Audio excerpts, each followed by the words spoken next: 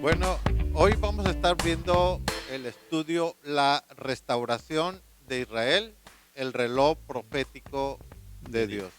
Y ahora me acompaña el anciano de la iglesia, Efraín Lugo. Bienvenido. Gracias, pastor. Gracias por la invitación. Así que, ¿por qué Israel? ¿Por qué es importante Israel? Bueno, yo lo que entiendo es que toda la Biblia habla de Israel. Habla de Israel. Y Dios, en Génesis 12 nos dice que Dios formó una nación a través de un hombre. Y dentro de los planes de Dios es que Dios quería formar una nación que creyera en Él para que pudiera anunciar su mensaje a través de esa nación. Porque dice Deuteronomio 4, versículos 7 y 8, porque ¿qué nación hay en todo el mundo? ¿Qué nación hay que tenga a sus dioses tan cercanos como lo tiene Israel. Que tiene al único Dios verdadero, lo tiene como cercano? Y por otro lado, ¿qué nación hay que tenga decretos y juicios justos como lo tiene Israel?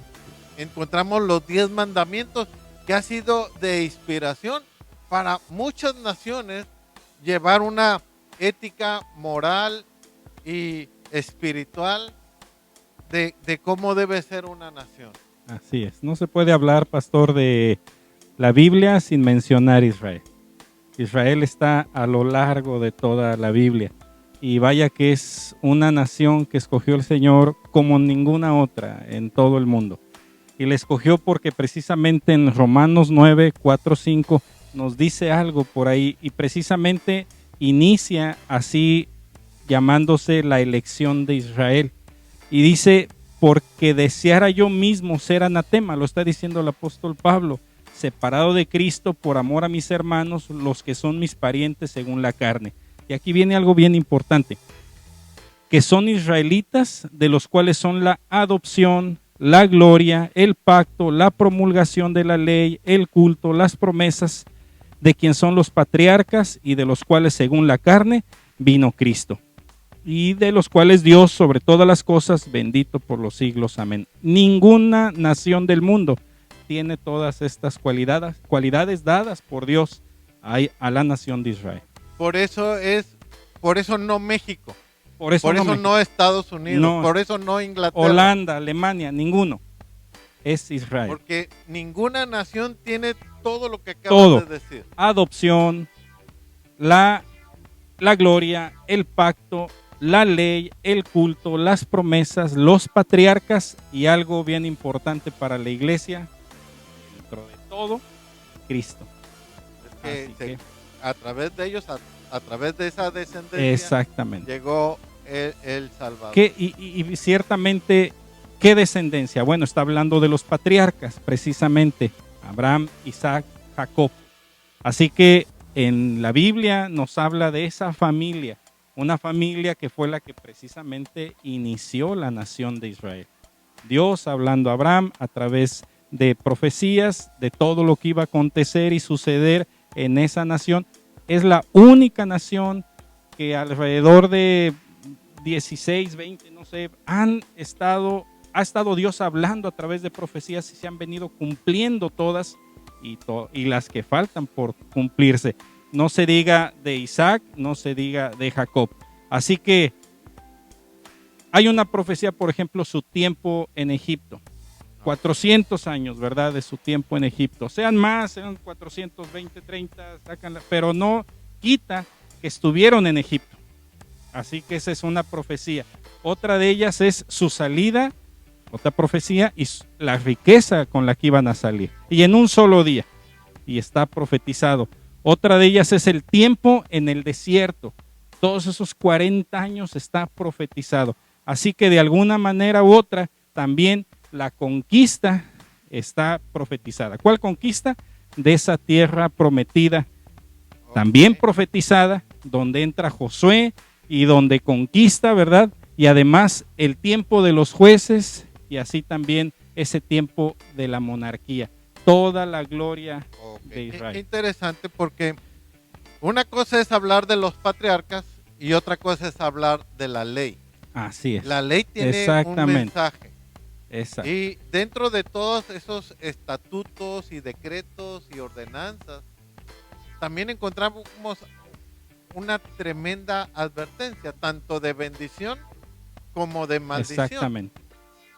Y esa ley nos dice, por ejemplo, acá en Deuteronomio 30, dice así: sucederá que cuando hubiese venido sobre ti todas estas cosas, la bendición y la maldición que he puesto delante de ti, y te arrepientes de medio de las naciones donde te hubiese arrojado Jehová tu Dios, y te conviertes a Jehová tu Dios, obedeciendo a su voz conforme a lo que yo te mando hoy, tú y tus hijos, y con todo tu corazón y con toda tu alma, entonces Jehová hará volver a tus cautivos y tendrá misericordia de ti, y te volverá a recoger de entre todos los pueblos a donde él te hubiera esparcido Jehová tu Dios. Aún cuando tus desterrados estuviesen en la parte más lejana, de ahí debajo del cielo, de allá te recogerá Jehová tu Dios, y de allá te tomará. Y te hará volver Jehová tu Dios a la tierra que heredaron tus padres, y será tuya, y te hará bien, y te multiplicará más que a tus padres. Qué interesante, porque aquí yo veo algo. Dios habla de un tiempo de bendición, pero también habla de un tiempo de maldición, y al mismo tiempo habla de un tiempo de restauración. Así es. Si pudiéramos resumir el tiempo de la bendición, ¿cómo la resumiremos?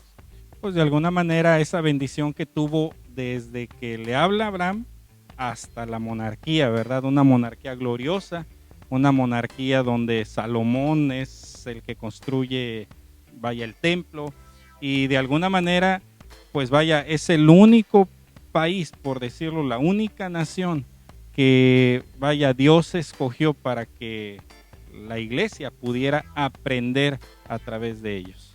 Ahora, qué interesante, porque Dios escoge a un hombre llamado Abraham. Uh-huh. Y él le dice: voy a hacer de ti una nación. Así es. Bueno, Abraham tiene a su hijo Isaac, Isaac a Jacob, Jacob a los patriarcas, y toda esa trayectoria de su estancia en Egipto, su salida, su conquista, ver el libro de Josué, todas esas guerras y cómo Dios les dio la victoria.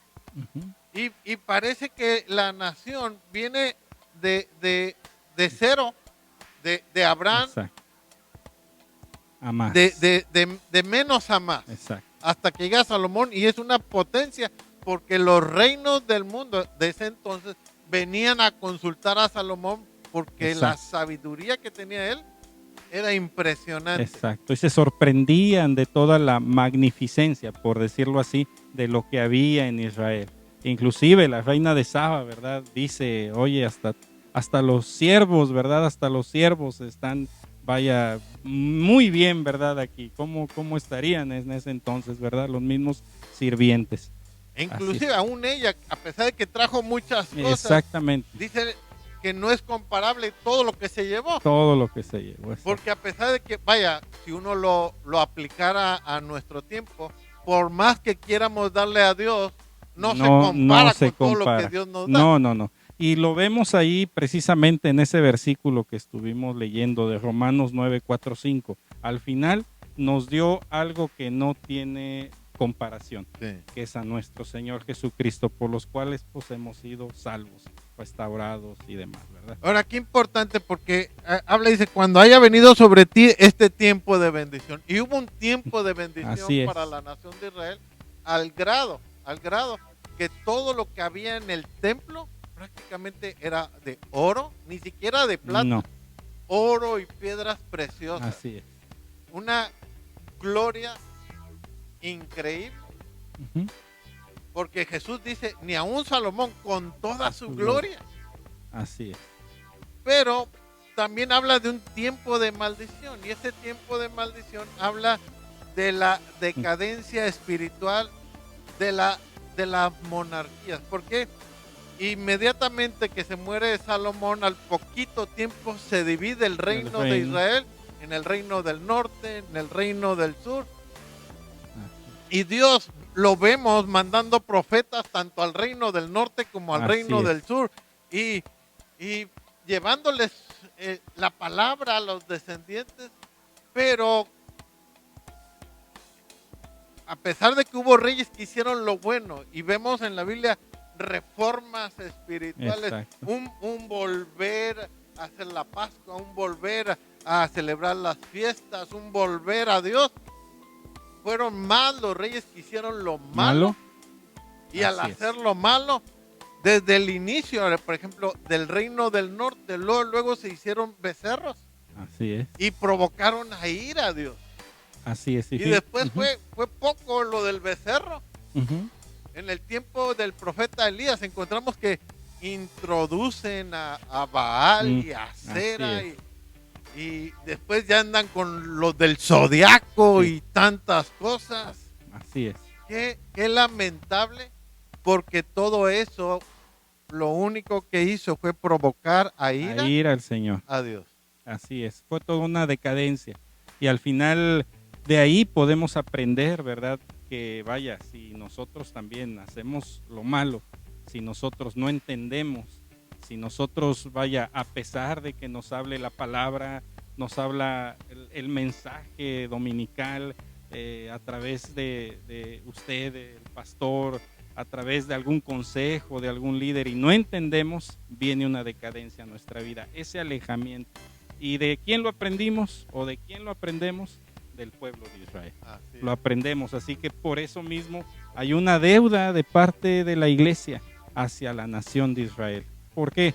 Porque hemos aprendido, y además de aprender, pues hemos tenido a nuestro Salvador, que es el Señor Jesucristo. Bueno, el apóstol Pablo lo dice tanto en Corintios como en Romanos, ¿no? Dice que esto que le pasó a la nación de Israel fue para darnos una enseñanza espiritual a nosotros, para entender que podemos ofender a Dios y hay consecuencias por ofender a Dios.